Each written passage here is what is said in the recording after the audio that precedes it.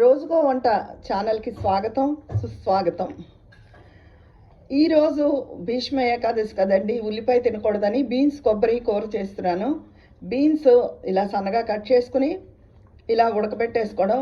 మా రేఖ కూరలన్నీ చాలా నైస్గా సన్నగా తరుగుతుందండి. నాకైతే అంత సన్నగా అయితే రాదు. తను చాలా బాగా నైస్గా తరుగుతుంది. ఏదో కూర ఉడకబెట్టుకుంటున్నాను. కొబ్బరి మిక్సీ చేసేసుకున్నాను.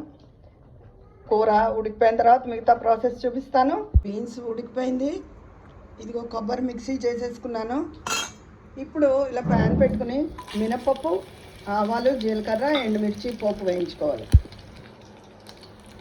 అయిపోయిందండి అండి. ఎంతో రుచికరమైన బీన్స్ కొబ్బరి కూర రెడీ అయిపోయింది. తగినంత ఉప్పు వేసుకున్నాను. ఈ కొబ్బరి కూరల్లో ఏ కొబ్బరి వేసినా సరే, క్యారెట్, బీట్రూటు, క్యాబేజీ వేట్లైనా ఆకరణ వేసి వేయినట్టు ఒక్క పిసర్ పంచదార రాలితే కూరకి రుచి వస్తుంది.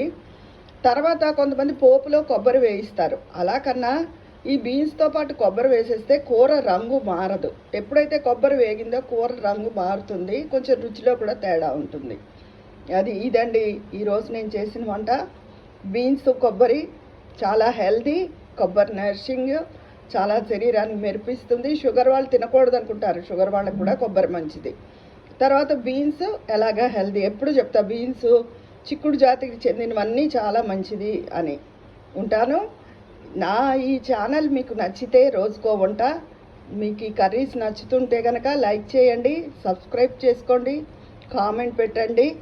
నన్ను ఎంకరేజ్ చేయాలని కోరుకుంటున్నాను. మీ విజయ పన్నాల.